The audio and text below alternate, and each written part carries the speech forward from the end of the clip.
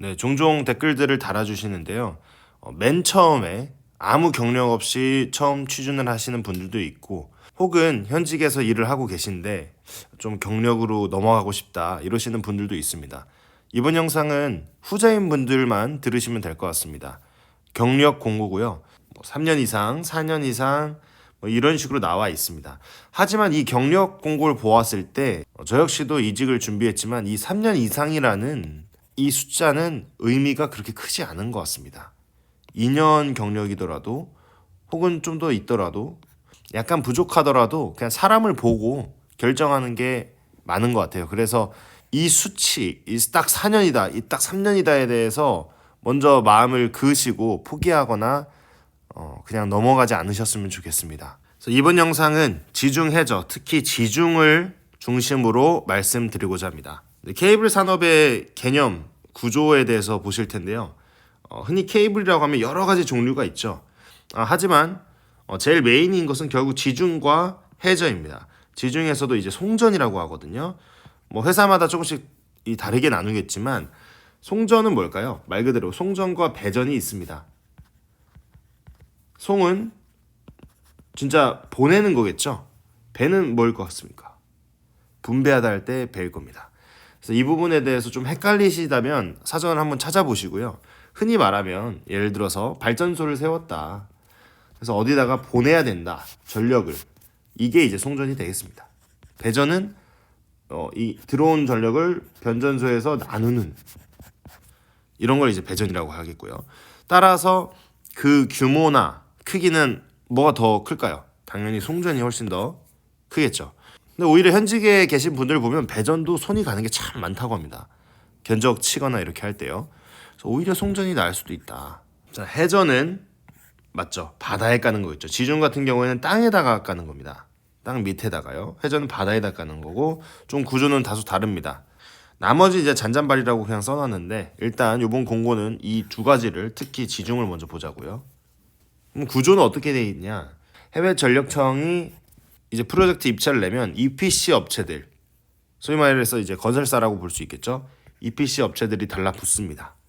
뭐 요 사이에는 뭐 컨설턴트 뭐 이런 여러 가지 복잡한 게 있지만 크게 보면 전력청 거를 EPC가 받아서 그 중에 이제 전선 관련돼서는 이 케이블 업체들로부터 공급을 받는 구조입니다. 크게 보면 이렇게 볼 수 있어요. 하지만 이 케이블 업체가 똑같이 EPC 업체들과 함께 동등한 지위로서 턴키 플레이어로 입찰에 공고하는 경우도 있습니다. 이럴 경우에는 이제 토목업체들과 함께 관계를 맺어서 입찰에 참가해야 되겠죠. 따라서 시장은 지중으로 보았을 때 지중의 메인은 어디였냐? 뭐 여러 나라가 있겠지만 최근 가장 가까운 과거는 중동이었다라고 볼 수 있겠습니다. 특히 대한민국에 있는 케이블 회사들은 이 중동 프로젝트를 많이 따고 그로 인해서 성장을 많이 했다고 볼 수 있습니다.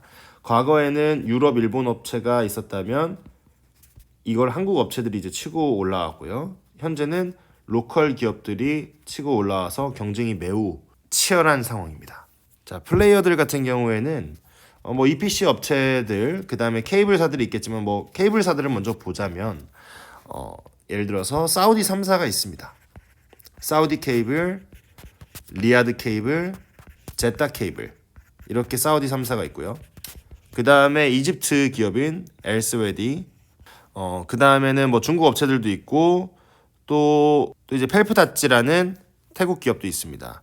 그 다음에 뭐 헬레닉이라는 이 스펠링 맞나? 좀 헷갈리네요 이제. 헬레닉이라는 그리스 기업도 있고요. DK 데미로카블로라는 이름의 터키 업체도 있습니다. 그 다음에 대한민국 같은 경우에는 뭐 LS전선, 대한전선, 일진 한 요 정도가 있습니다. 일본 같은 경우에는 스미토모, 그 다음에 이제 독일 업체들도 있고 하지만 유럽, 일본 업체들은 거의 여기서 이제 아웃됐다고 보면 되겠습니다.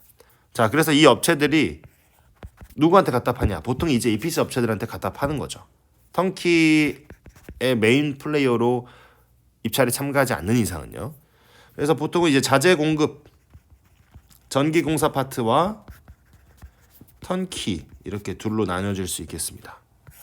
그래서 EPC 업체들은 뭐 한국 기업들도 참여할 수 있고 현지 로컬 기업들도 많이 참여를 해서 서로 뭐 각 시장마다 경쟁 구도는 다를 수 있겠죠.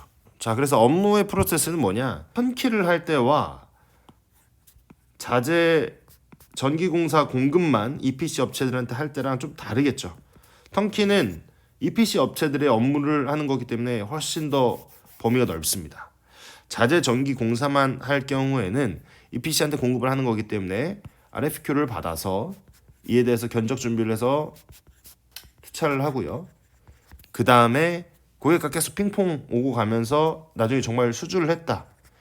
수주를 한 다음에는 뭐 여러 가지 있겠죠. 정합성 검토라든지 뭐 여러 가지 해서 결국 최종 기술 승인을 받고 그 다음에 이제 양산 그리고 생산 다 끝난 다음에 선적하고 나중에 채권 업무까지 그 다음에 뭐 공사가 있을 거는 공사 관련 프로젝트 매니저는 아닐지언정 하여튼 공사 PJT를 프로젝트 매니저와 함께 진행시켜서 돈도 받고 완료를 하는 것이 총 이 프로세스가 되겠습니다. 자, 그러면 어떤 사람을 좋아할까요? 대단하게 엄청난 스펙과 뭐 화려한 이런 것보다는 신입이든 경력이든 이미 신입은 이제 잘 공고 안 나오고 있죠. 자, 경력이라도 어차피 진짜 대단한 것을 원하는 것이 아닙니다. 따라서 이와 관련된 전선이나 뭐 전력, 전기 관련된 경험이 있으면 더더욱 좋겠죠. 그다음에 그게 아니더라도 적어도 B2B 업무 경험이 있다면 꽤나 유리할 겁니다.